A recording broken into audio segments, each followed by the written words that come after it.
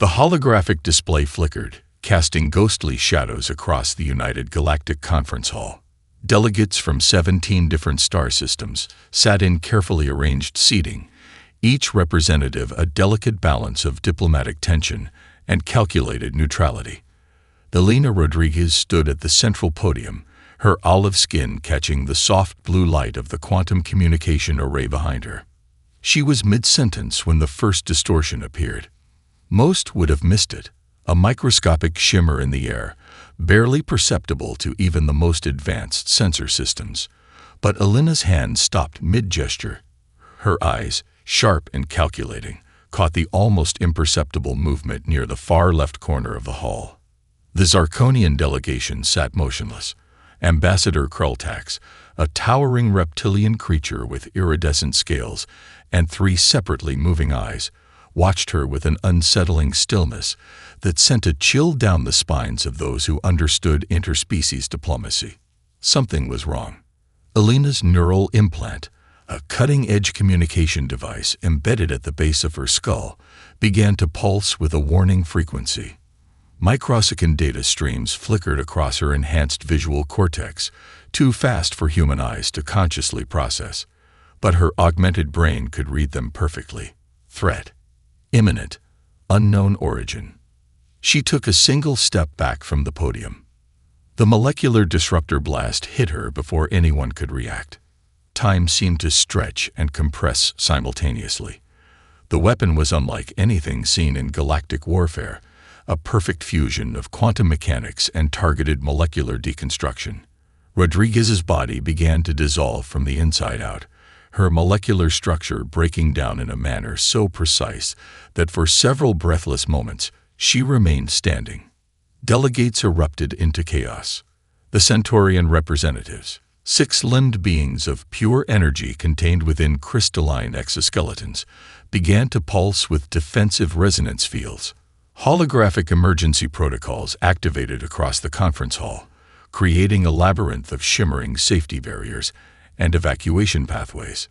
But Jack Harper, a junior communication specialist seated in the secondary observation deck, saw something nobody else noticed.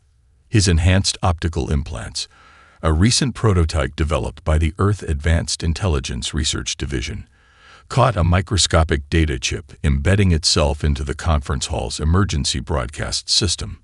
It was smaller than a human hair, camouflaged with adaptive metamaterial technology that made it virtually undetectable.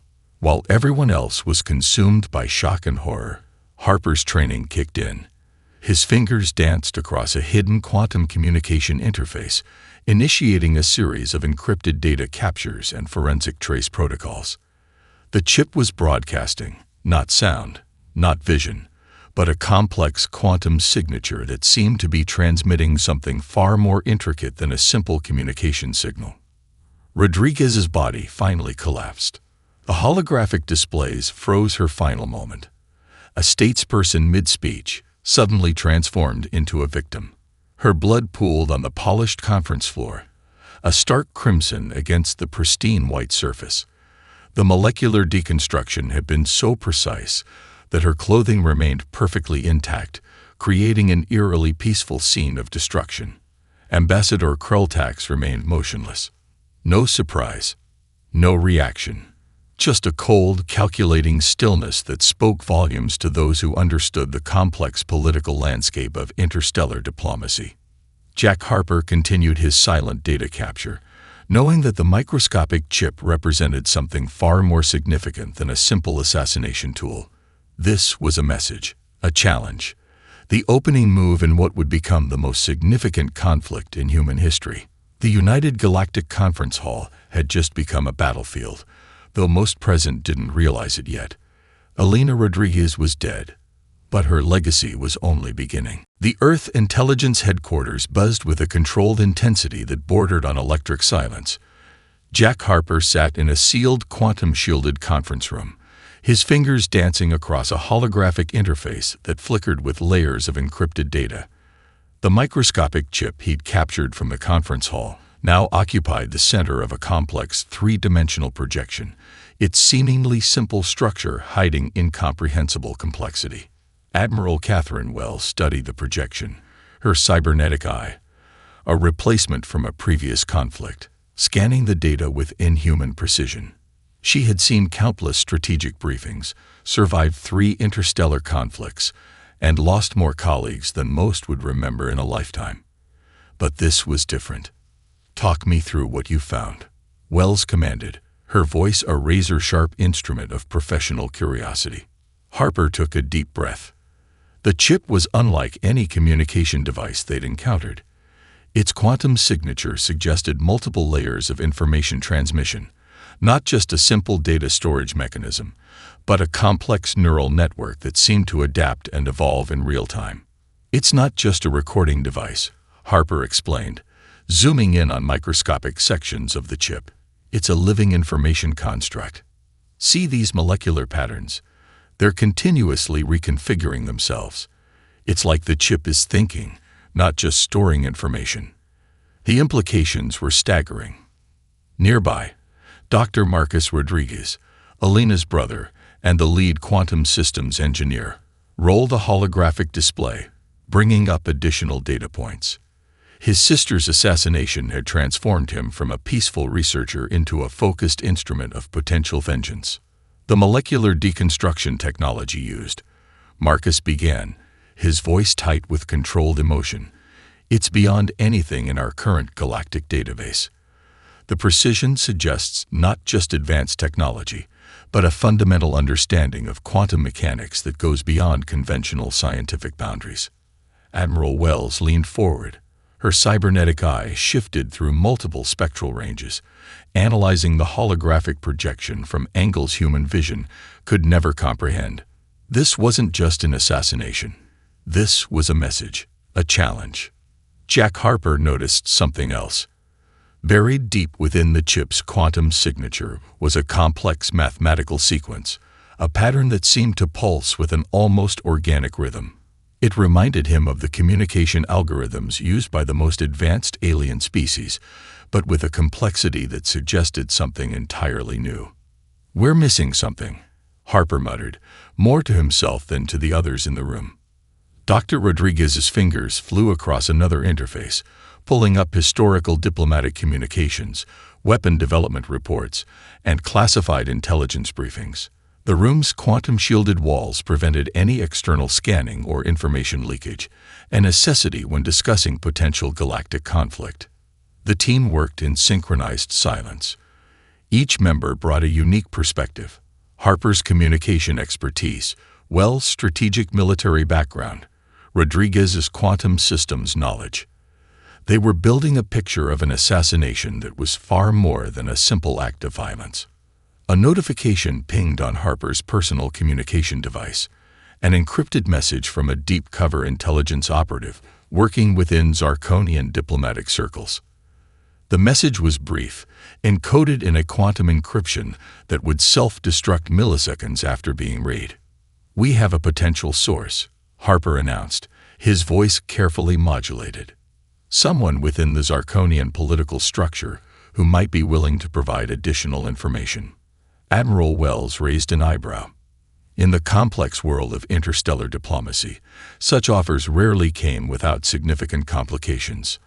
Dr. Rodriguez continued his analysis, a series of holographic displays now surrounding him like a cocoon of information. "The weapon used," he said quietly, "it suggests a level of technological advancement that doesn't align with any known civilization's current capabilities." The implication hung in the air. Someone else was involved. Someone, or something, that remained hidden. Jack Harper felt a chill run down his spine. Alina Rodriguez's assassination was becoming more than a tragedy. It was transforming into the potential trigger for a conflict that could reshape galactic politics forever. "We need a plan," Admiral Wells said, her cybernetic eye casting a blue-tinted light across the room. "And we need it now." The Pacific Northwest Research Complex transformed overnight. What had been a cutting-edge scientific facility dedicated to peaceful exploration now pulsed with a different kind of energy. Massive quantum computing arrays hummed with unprecedented intensity, their cooling systems working overtime to manage the computational load. Dr. Elena Rodriguez's research teams, now led by her brother Marcus, found themselves repurposing decades of scientific development into something far more aggressive.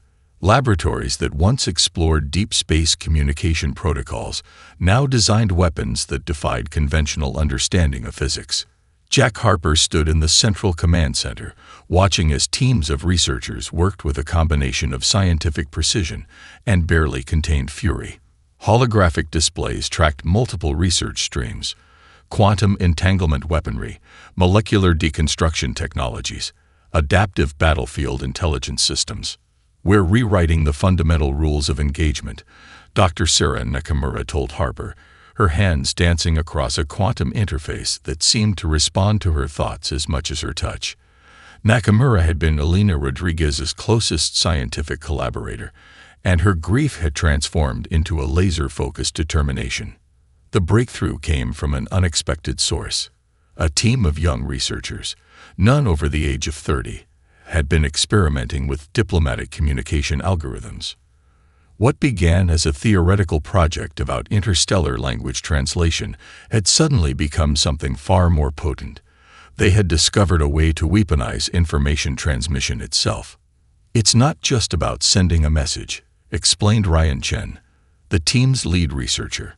"It's about creating a communication vector that can simultaneously destroy and reprogram enemy communication networks." The weapon was elegant in its complexity. Using quantum entanglement principles, it could target multiple communication systems simultaneously. But more than that, it could inject adaptive viral algorithms that would spread through enemy networks like a living intelligence. Marcus Rodriguez moved between research stations, his cybernetic eye scanning data streams faster than any human could process. The loss of his sister had transformed him from a peaceful researcher into something closer to a weapon himself. Each line of code, each experimental design felt like a personal act of vengeance. In another section of the complex, a different team worked on molecular deconstruction technologies. Led by Dr. James Henderson, they were developing a weapon that could essentially unwrite physical matter at the quantum level. Early simulations showed the potential to disable entire military installations without leaving a trace. "We're not just creating a weapon," Henderson explained to a classified military review board. "We're developing the surgical instrument of strategic intervention." The military liaisons listened with a combination of excitement and barely contained fear. These were not traditional weapons. These were fundamental reimaginings of conflict itself. Quantum computing arrays expanded their capabilities exponentially. Machine learning algorithms designed specifically for strategic analysis began to map out potential conflict scenarios with terrifying precision. They could predict enemy movements, communication patterns, and potential defensive strategies with an accuracy that bordered on prescience. Jack Harper watched it all, understanding that they were witnessing something historic. Humanity was no longer just responding to a threat. They were transforming the very nature of technological warfare. The young researchers worked with a passion that went beyond professional commitment. For many, Elena Rodriguez had been more than just a political leader. She represented humanity's hope for peaceful interstellar cooperation. Her assassination was a personal wound, and this technological awakening was their method of healing. "We're creating something that has never existed before," Sarah Nakamura said quietly to Harper. Her hands never stopped moving across the quantum interface, lines of code forming and dissolving like liquid thought. Outside the research complex, the world continued as if nothing had changed. Traffic moved. People went about their daily lives. They had no idea that inside this facility, humanity was preparing a response that would reshape galactic civilization. The Molecular Deconstruction Lab completed its first full-scale simulation. The holographic display showed an entire Zarkonian military installation simply ceasing to exist, not destroyed, not exploded, but fundamentally unwritten from physical reality. Marcus Rodriguez stared at the display, a single tear tracking down his cheek. This was for Elena. This was for humanity's future. The technological awakening had begun. The quantum strike began at exactly 3:14:27 Universal Standard Time.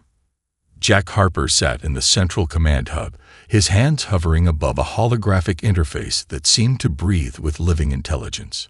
6 simultaneous target points flickered on the galactic map. Zarkonian strategic installations spread across 3 star systems. Each location represented years of careful intelligence gathering, technological preparation, and cold, calculated revenge. Quantum entanglement sequence initiated, announced Dr. Sarah Nakamura, her voice steady despite the magnitude of what they were about to unleash. The weapon was unlike anything in galactic warfare history. It wasn't a traditional missile or energy weapon.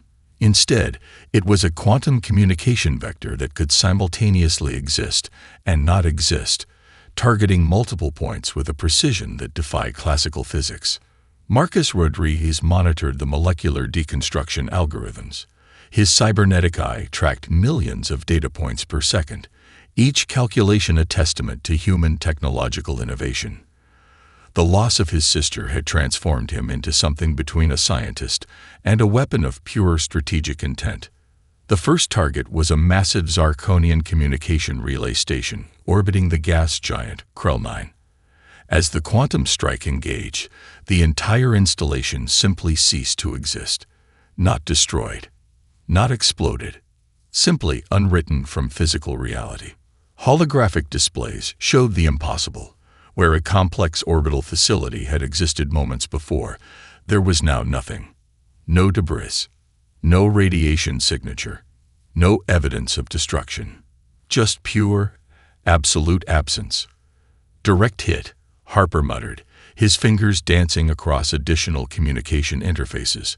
The second target was more complex, a subterranean military research complex buried beneath the rocky surface of a Zarkonian border world. The quantum weapon penetrated molecular structures, breaking down physical matter at its most fundamental level. Entire underground facilities vanished, leaving behind nothing but perfectly smooth geological formations. Admiral Catherine Wells watched the displays, her cybernetic eye processing information at speeds no human brain could comprehend. "It's not just about destruction," she explained to the tactical team. "We're sending a message. We're demonstrating a level of technological capability that will fundamentally reshape galactic understanding of warfare." The third target was particularly strategic, a deep space communication hub that coordinated Zarkonian military operations across multiple star systems. As the quantum strike engaged, the facility's entire communication network collapsed. But it wasn't a simple shutdown. The viral algorithms developed by the research team began to spread, consuming and reprogramming enemy communication systems from within. Zarkonian military communication channels began to broadcast random fragments of information. Strategic deployment orders mixed with personal communications, historical records, and fragments of cultural memory. The psychological impact was as devastating as the physical destruction. Jack Harper caught a glimpse of something unexpected in the data streams. Hidden within the communication chaos was a complex quantum signature, something that suggested the attack was revealing more than just military vulnerabilities.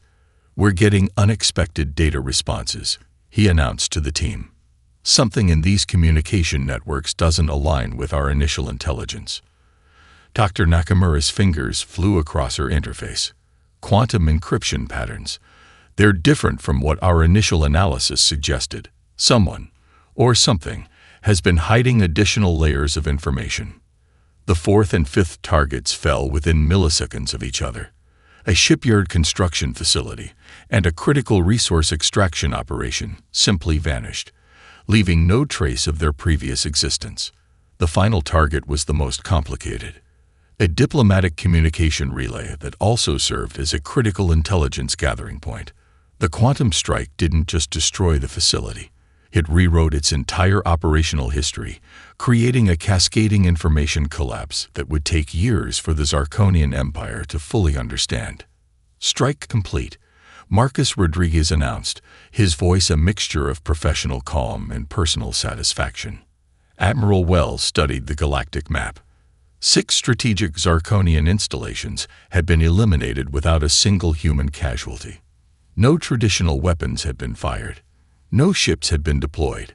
It was warfare reduced to its most fundamental scientific expression. This, Wells said quietly, is just the beginning. On the holographic displays, the galactic map continued to pulse with an almost living intelligence. The first strike was complete. Humanity's response had only just begun. The galactic communication networks erupted in chaos.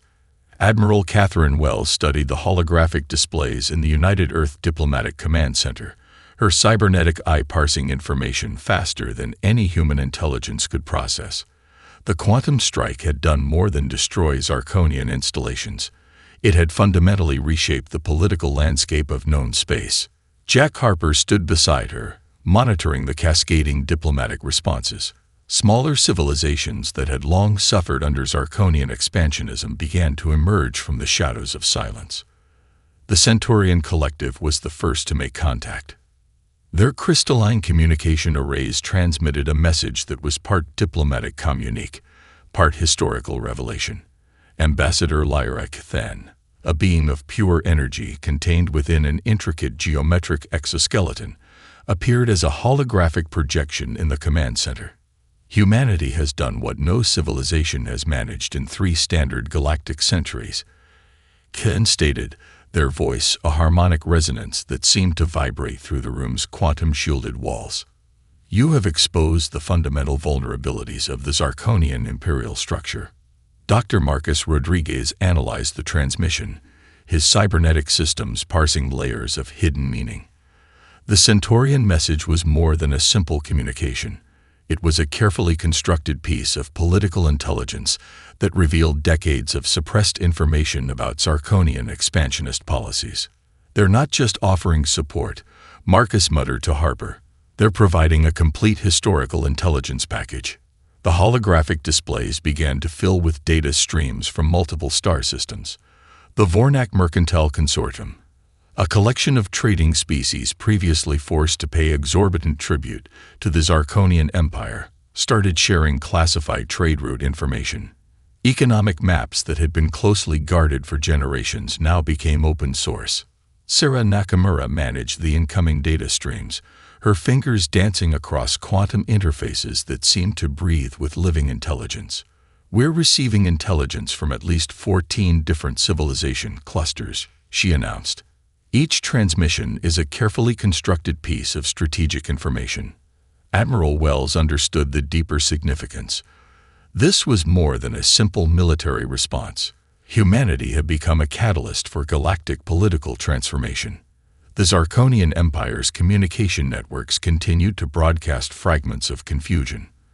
The quantum viral algorithms developed by human researchers had completely destabilized their information infrastructure. Strategic deployment orders mixed with personal communications, historical records fragmenting into nonsensical streams. They cannot organize a coherent response, Harper observed, watching the communication chaos.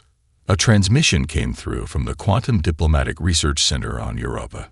Dr. Elena Rodriguez's previous research team had prepared contingency protocols that were now being activated. Hidden communication channels, developed during years of peaceful scientific exploration, now became instruments of strategic intelligence gathering. The Shrouded Nexus, a mysterious collection of quantum-based civilizations that had previously remained neutral in galactic conflicts, began to transmit encrypted data packages.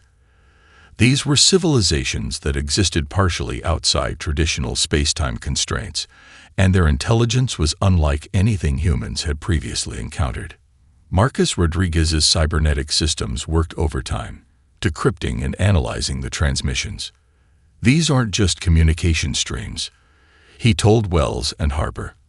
These are fundamental restructurings of galactic political understanding. Ambassador Cathan's holographic projection remained stable, a testament to the Centaurian ability to maintain communication integrity under extreme conditions. The Zarkonian Empire believed their technological superiority made them untouchable, the ambassador said. Humanity has demonstrated that technological innovation is not about raw power, but about adaptive intelligence. Jack Harper caught something in the data streams, a microscopic quantum signature that didn't align with any known communication protocol. Something was hidden within the massive information exchange. Something that suggested the conflict was far more complex than a simple act of revenge. "We've done more than strike back," Admiral Wells said quietly. "We've fundamentally altered the galactic balance of power." The holographic displays continued to pulse with living information. Civilizations that had been silent for generations were finding their voices. The quantum strike had been more than a military operation. It was a revolution. The psychological warfare began with a single transmission. Jack Harper stood in the Advanced Communication Center, surrounded by a team of linguistic experts, synapsologists, and quantum communication specialists. They had designed something far more sophisticated than a simple message. This was a weaponized communication strategy that would penetrate the very core of Zarkonian cultural consciousness. Dr. Sarah Nakamura initiated the first broadcast. Quantum communication arrays hummed with an intensity that seemed to vibrate between physical reality and something more complex. The transmission wasn't just a message. It was a carefully constructed neural algorithm designed to bypass traditional communication barriers. "We're not just sending information," Nakamura explained to the team.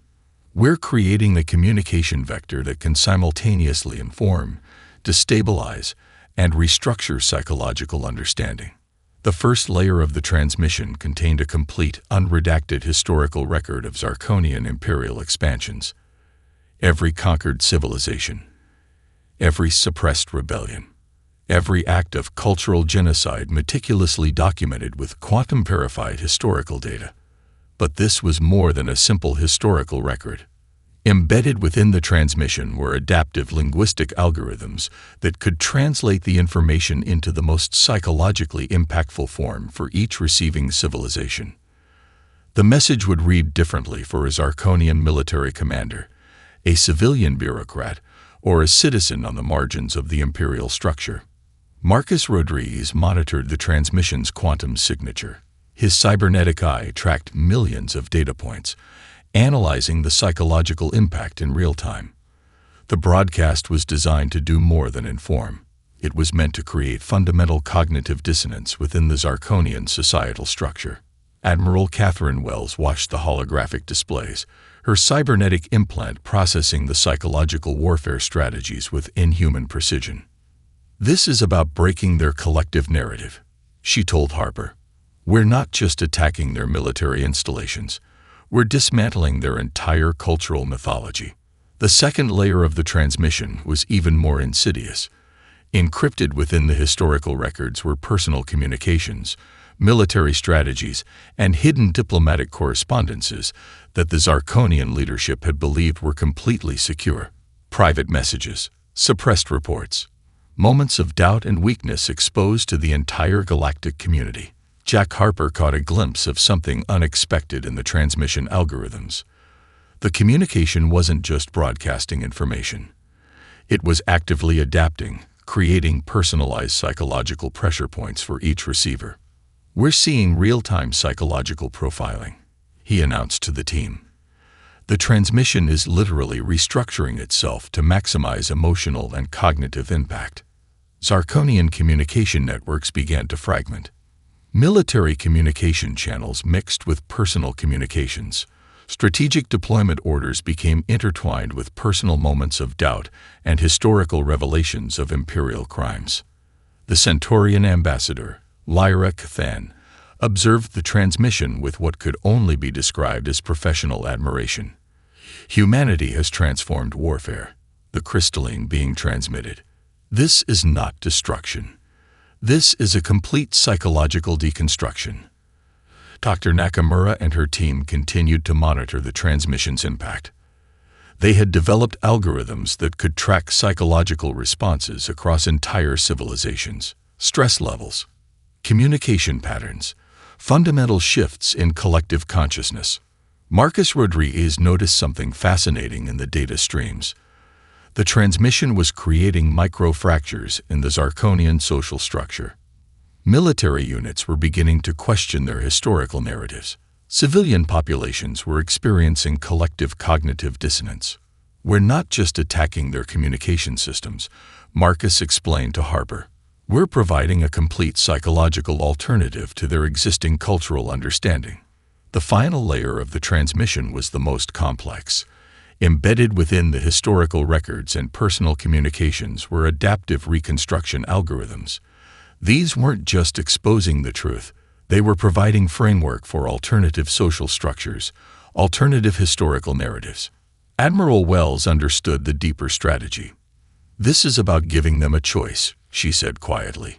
"Not just exposing their crimes, but showing them a potential path to redemption."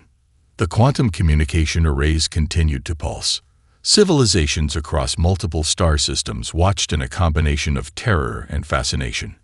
Humanity had done something unprecedented. They had turned communication itself into a weapon of profound transformation. The battle near the Zarkonian home system began with absolute silence.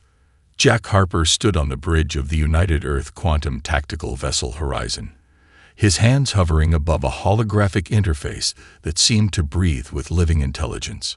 Surrounding the ship, a swarm of adaptive combat drones moved with a synchronicity that defied traditional understanding of military formations. Admiral Catherine Wells watched the tactical displays, her cybernetic eye parsing multiple layers of strategic information simultaneously. The Zarkonian fleet approached, a massive armada that had once been considered the most technologically advanced military force in known space. They no longer were. The first wave of Zarkonian attack ships approached, their weapon systems charging with familiar energy signatures. Dr. Sarah Nakamura initiated the quantum defensive protocols. The human vessels didn't move. They didn't fire traditional weapons. Instead, reality itself seemed to ripple. The Zarkonian ships began to experience quantum destabilization. Not destruction. Not damage. Something far more profound. Their molecular structures began to shift, becoming partially disconnected from traditional space-time constraints. Weapon systems activated randomly. Communication channels fragmented. Marcus Rodriguez monitored the quantum interference patterns. "We're not destroying them," he announced to the bridge crew. "We're fundamentally altering their existential parameters." Adaptive swarm technologies deployed from the human vessels. Millions of microscopic combat drones, each one a complex quantum computing system, began to interface with the Zarkonian ship networks. They didn't attack. They infiltrated, rewriting communication protocols, restructuring fundamental system operations. The Zarkonian fleet found itself fighting against its own technological infrastructure. "Quantum entanglement weapons are at full operational capacity," reported the tactical systems officer. The weapons weren't traditional projectiles or energy beams. They were complex quantum communication vectors that could simultaneously exist in multiple states. Ambassador Lyra Kthan of the Centaurian Collective observed the battle through quantum communication links. "Humanity has transformed warfare, the crystalline being transmitted. This is not combat. This is a fundamental restructuring of technological engagement." Jack Harper caught something unexpected in the tactical displays. Hidden within the quantum interference patterns was a complex information signature that didn't align with their initial strategic models. Something else was happening beneath the surface of the conflict. The Zarkonian command ships attempted to launch a concentrated counterattack. Their weapon systems charged with enough energy to destroy entire planetary systems. But as they fired, the energy signatures began to fold back upon themselves. "Quantum reflection protocols engaged," Nakamura announced. The Zarkonian weapon energy was transformed. Not deflected. Not absorbed. Fundamentally restructured into complex information streams that began to broadcast across their own communication networks. Marcus Rodriguez's cybernetic systems worked overtime, analyzing the multi-dimensional battlefield. "We're not just defeating them," he told Harper. "We're providing them with a fundamental choice of existential transformation." The adaptive combat drones began to do something unprecedented. They didn't simply disable Zarkonian systems. They began to reconstruct them, rewriting communication protocols, providing alternative technological frameworks. Admiral Wells understood the deeper strategy. This wasn't about destruction. This was about fundamental technological and cultural transformation. Entire Zarkonian fleet sections began to experience quantum synchronization. Their ships became partially disconnected from traditional space-time constraints. Weapon systems activated in impossible geometries. Communication channels created themselves spontaneously. Total quantum interference at 97%, reported the tactical systems officer. The Zarkonian fleet wasn't being destroyed. It was being fundamentally reimagined. Jack Harper watched the tactical displays with a combination of professional calm and profound understanding. Humanity had done something unprecedented. They had turned warfare into a complex act of technological communication. The battle continued, but it was no longer a traditional conflict. It was a transformation. The aftermath was nothing like anyone had predicted. Jack Harper stood in the United Galactic Reconstruction Center, watching as representatives from dozens of star systems gathered to witness something unprecedented. The Zarkonian Empire no longer existed, not destroyed, but fundamentally transformed. Admiral Catherine Wells approached, her cybernetic eye scanning the diplomatic gathering with its usual precision. "We didn't just win a war," she said quietly to Harper. "We rewrote the fundamental rules of galactic civilization." The trials began differently from any previous war crimes proceedings in galactic history. Instead of a traditional punitive approach, the reconstruction protocols developed by Dr. Sarah Nakamura and her team introduced a revolutionary concept of collaborative rehabilitation. Zarkonian leadership found themselves not in prison, but in complex quantum-mediated dialogue systems. Their past actions were analyzed, understood, and transformed into educational frameworks for entire civilizations. Marcus Rodriguez managed the technological infrastructure of the reconstruction efforts. His cybernetic systems worked tirelessly, creating adaptive communication networks that could bridge centuries of cultural misunderstanding. The Centaurian ambassador, Lyra Cathan, delivered a statement that would be remembered for generations. "Humanity has demonstrated that conflict is not about destruction, the crystalline being transmitted. It is about fundamental communication and understanding." The quantum communication technologies developed during the conflict began to reshape galactic infrastructure. Communication networks became living systems, capable of adaptive understanding and real-time cultural translation. Smaller civilizations that had suffered under Zarkonian expansionism began to receive comprehensive restoration packages. Not simply economic aid, but complete cultural reconstruction protocols that respected their individual histories and potential futures. Jack Harper discovered something unexpected in the reconstruction data streams. The conflict had revealed complex quantum communication signatures that suggested the existence of communication technologies far beyond current understanding. "We've opened a door," he told Admiral Wells, "to something we're just beginning to comprehend." The economic systems of multiple star systems began to realign. The Vornak Mercantile Consortium found themselves at the center of a new economic framework that prioritized collaborative development over competitive expansion. Dr. Nakamura's communication algorithms became the foundation of a new galactic diplomatic system.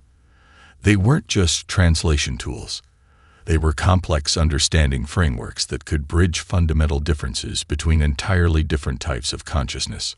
Marcus Rodriguez oversaw the technological rehabilitation of Zarkonian systems. Their technological infrastructure was carefully reconstructed, not as a defeated civilization, but as a potential partner in galactic development. "We're not punishing them," Marcus explained to the Reconstruction Committee. "We're providing an alternative path of technological and cultural evolution." The personal story of Elena Rodriguez became a galactic symbol. Her assassination, once seen as a moment of tragedy, was now understood as the catalyst for a fundamental transformation of galactic civilization. Admiral Wells understood the deeper significance. "This is more than a victory," she told the gathered diplomatic representatives. "This is an invitation to a different way of existing." Quantum communication networks began to reveal complex layers of galactic history that had been previously hidden. Civilizations that had been isolated for millennia found themselves suddenly connected through adaptive communication technologies. Jack Harper caught glimpses of something profound in the data streams. The conflict had done more than change political boundaries. It had fundamentally altered the understanding of communication, consciousness, and potential. The horizon, the quantum tactical vessel that had been the centerpiece of the final confrontation, was transformed. No longer a weapon of war, it became a mobile research center dedicated to understanding the new quantum communication technologies. Ambassador Kithen of the Centaurian Collective summarized the transformation best. Humanity has shown that the most powerful weapon is not destruction. It is understanding. As diplomatic representatives from across multiple star systems continued their discussions, something fundamental had changed. The galactic community was no longer defined by historical conflicts. It was defined by the potential of communication. The universe watched and waited.